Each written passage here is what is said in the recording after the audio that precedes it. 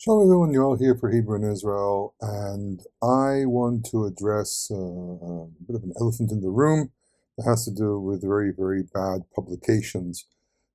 As some of you might know, a new discovery was published by the Israel Antiquity Authority of a tiny, tiny little piece of clay with cuneiform writing on it, written in Neo-Assyrian. And you can go online and read everything you want about the finding, but what's most important is what the finding actually says and what it means. And I am not doing anything fancy here. There are videos out there. They do all these like productions and so on. And I think that when it comes to findings like this, we really, really have to just focus on what it actually says. And this is a first ever discovery. That's a very exciting thing. It's very interesting. Such a thing has never been discovered before within Jerusalem. And as Professor Jonathan Adler, for example, put it, there's always a first. Professor Adler is actually the teacher of the archaeologist who found the finding itself. And there's actually a paper by a researcher called Zilberstein and et al., because there's a whole bunch of people added to that paper, and they describe how it was found. So first of all, this is an official finding. It was found in a filling within a water pipe of sorts that was built during the Second Temple era, but it was above probably some kind of official building built somewhere during the 8th or 7th centuries BCE, which fits the time of the Neo-Assyrian Empire within Jerusalem. And the earth itself was taken from the same area. So the material that was found in the soil itself, the pictographic, not pictographic, there's a term for it, I forget what it is now, it starts with a P, where they sample the soil to see where it comes from. I have a friend, I've actually worked in his lab on this area, and you study the composition, and my brain really doesn't want to give me the word right now. It happens, there's so many terms you have to remember, you forget. And you study the composition and you know where it comes from. So this literally comes from the region of Jerusalem. It comes from the same soil, and it was basically taken from an underground area into a slightly higher, literally only a few feet above, into a filling, because they were trying to fill in the gap, because in Jerusalem they did not they didn't really demolish and rebuild. They just built on top. This is where layers upon layers within Jerusalem. So it's very clear where it came from. It wasn't imported from somewhere outside. It wasn't, as some people have tried to argue, found in a pile somewhere else, as happens sometimes with the digs around the old city. And what happens is they find this, and it's a tiny, tiny little piece. So this is part of the problem, is the archaeology of very, very small items. And they find it, it's an official finding, and it has a very, very good providence.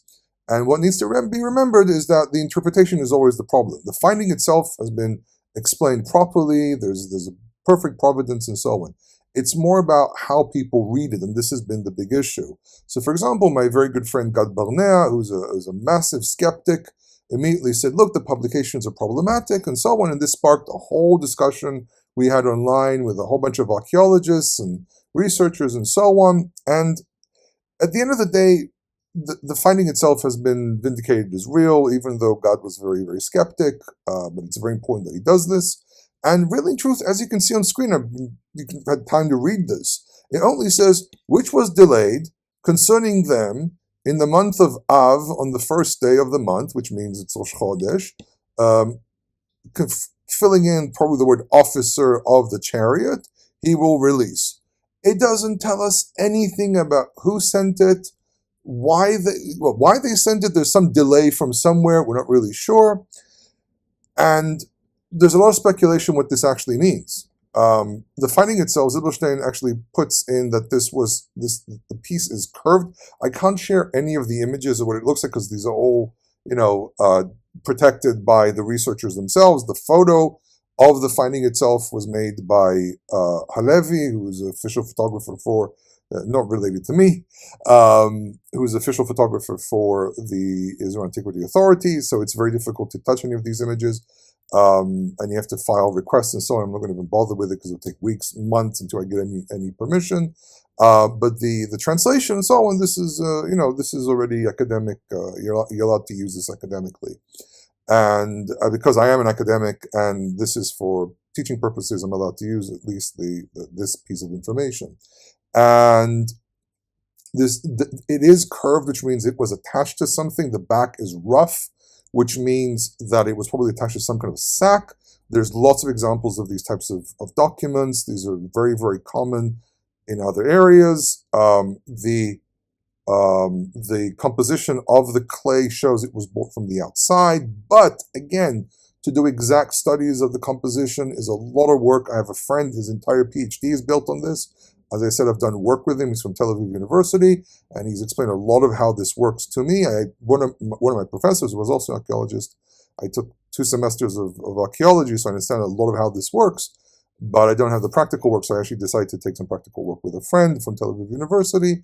And to determine exactly where it comes from is a lot of work because you have to go through many, many samples and so on. It's not like what they show on television where, oh, we did a study here. No, it takes months of work. So eventually they'll probably give an answer on this one as well. The assumption is as follows. A shipment was probably sent to Jerusalem.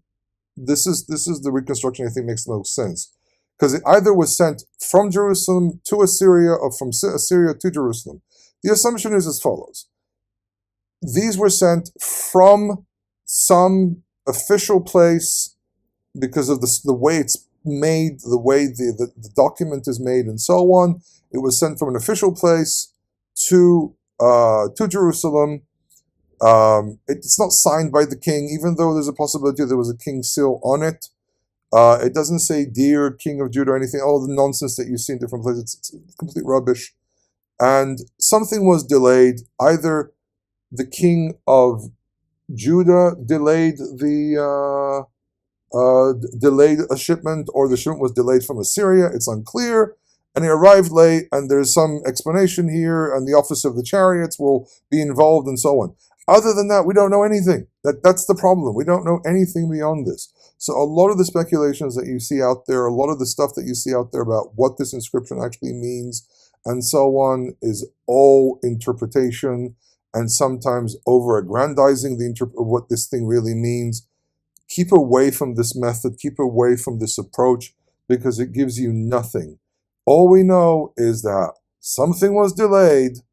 It probably has to do something with a shipment either of taxes from Judea to Assyria, or that maybe some kind of a shipment from Assyria to Judea was delayed, and this just says there was a delay. And it was concerning something, and it arrived somewhere during the summer. The providence clearly shows that this was during the time of the Assyrian occupation of the land of Israel. This clearly has to do with at least we understand it's clearly has to do with the Judean administration because it was found just above an official building. We don't know what that building was for. We don't know who built it. We don't know anything. And therefore, just what you have. This is why I'm only putting the text and I'm making you focus on the text, not putting any other pizzazzy things, because this is all we know and that's it. That's all we know, period. And someone will release this material, whatever it is, and the theory is that this was attached to a sack of some sort with a rope, and that's it.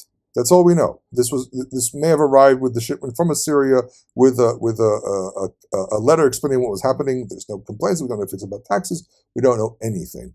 This is what we know, and this is what we can focus on right now. Hope this was informative to you, and I hope you enjoyed the videos.